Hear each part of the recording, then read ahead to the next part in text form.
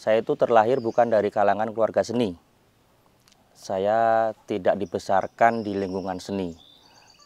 Saya cuma penari kampung yang bisanya cuma jadi tari bujang ganong, tari cuma itu aja yang saya punya, bisa sama bisa salto gitu aja udah.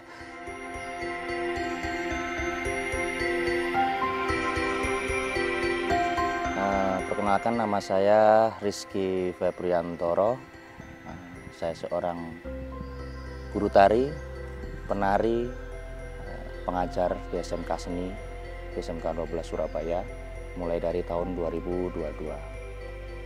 Saya mulai menari, basic awalnya tari tradisi Ponorogo, rakyat, reog, terus berkembang ke tari yang lain-lainnya, berbagai macam tari, bahkan yang mungkin orang awam ngiranya bukan tari, padahal itu juga masuk di genre tari.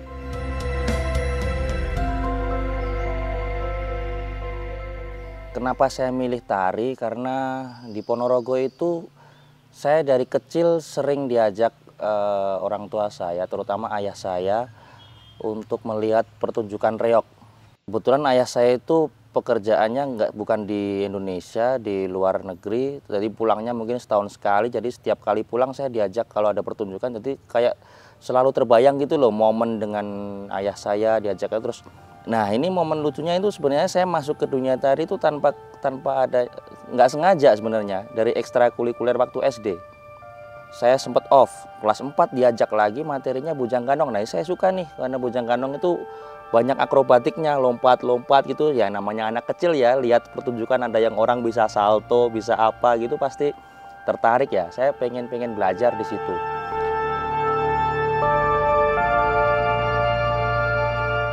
Jujur saya bisa tahu Indonesia, bisa keliling Indonesia, bisa naik pesawat itu karena saya menari.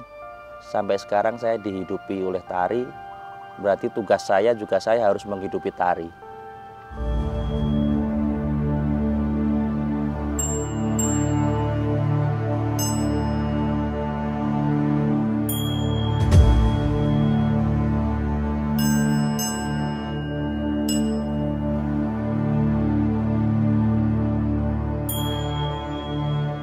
Saya biasanya cuma ngajar di ekstrakurikuler kayak gitu, tapi kalau benar-benar masuk menjadi seorang guru tari itu nggak ada cita-cita sama sekali dari dulu. Nah, momen yang bikin memutar semuanya itu waktu balik lagi Corona.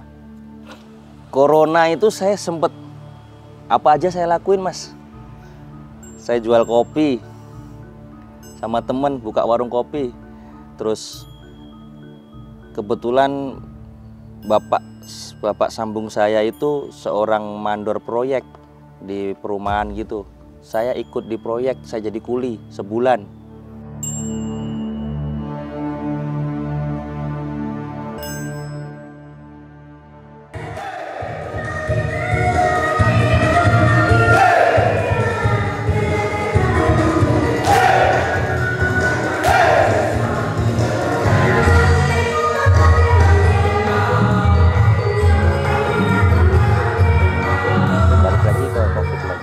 Covid itu dunia seakan-akan kayak di reset menurut saya, apalagi di dunia tari.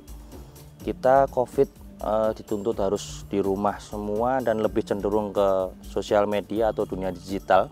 Tuntutannya sekarang menari nggak hanya di atas panggung atau menari secara live. Jadi tuntutannya sekarang kita harus bisa menyesuaikan diri dengan teknologi yang ada. Kita harus menari di depan mata kamera, beberapa aplikasi sosial media kayak Instagram, TikTok, YouTube yang mulai kenceng. Di sosmed kan banyak seperti yang dikatakan tadi, kadang tari tradisi, tapi pengembangannya udah beda nih, musiknya udah musik-musik, bentuk geraknya tradisi, tapi musiknya musik-musik modern. Ada K-pop, ada musik dangdut, ada musik apa gitu.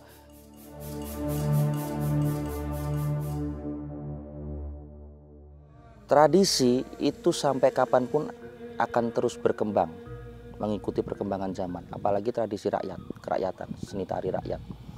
Ngikutin pasar, kalau nggak gitu mati. Yang penting apa? Spiritnya, energinya. bagaimana sekarang anak-anak muda atau kita pelaku seni itu bisa membranding tari biar bisa dinikmati kalangan orang yang lebih luas. Nggak hanya, kalau mohon maaf, tari itu kalau mungkin dulu kalau tari klasik, tari tradisi itu semacam seni yang eksklusif, hanya orang-orang tertentu yang bisa menikmati. Bahkan kadang ada anak muda yang bilangin, apa tari itu kok kuno, tarian itu kurang lebih cenderung seneng ke K-pop, hip hop, break dance dan sebagainya.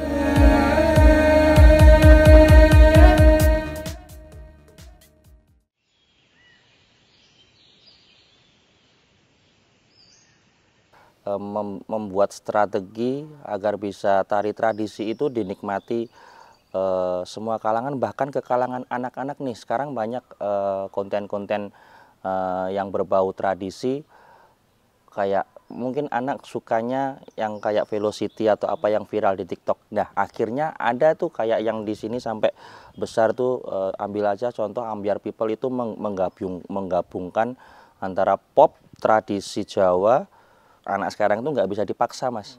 Kita harus ngasih produk dulu, mereka biar ngelihat, biar ngerasain, mereka tertarik, baru kita ajak pelan-pelan, kita treatment ke tari-tari yang emang sesuai dengan umur atau gendernya.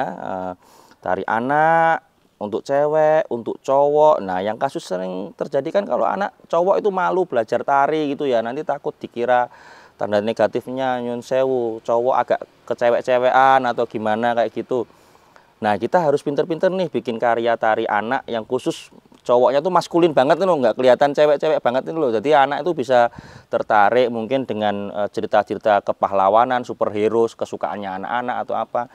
Nah, itu mungkin bisa menjadi minat untuk anak-anak belajar tari tradisi. We spiritedly await to welcome every dream, every soul, every heart to the land of diversity. Indonesia. We are Indonesia.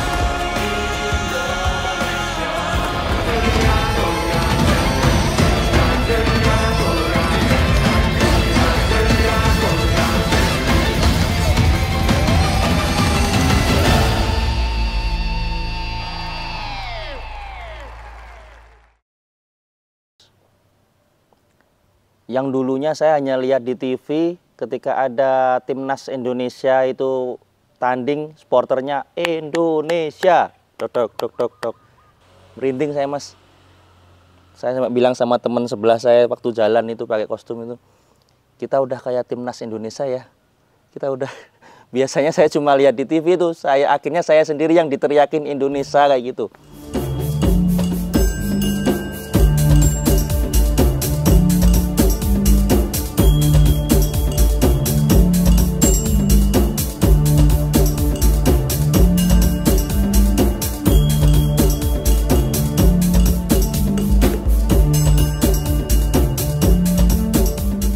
Harapannya penghargaan ke kita bisa lebih dihargai lebih lah, nggak hanya diremehkan, nggak hanya di wilayah finansial, tapi penghargaan moral dan penghargaan status.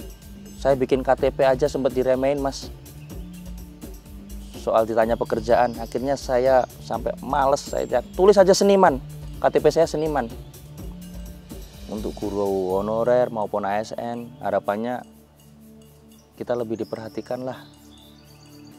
Kita yang ngajar mereka, kita ngelatih, kita apa, kita nggak minta apa-apa. Bahkan saya pernah 1 tahun itu hampir nggak bisa makan di Surabaya, Mas. Ya tolong kita diperhatikan. Saya cuma nunut cari rezeki itu aja. Saya nggak beban kok bagi siapa-siapa.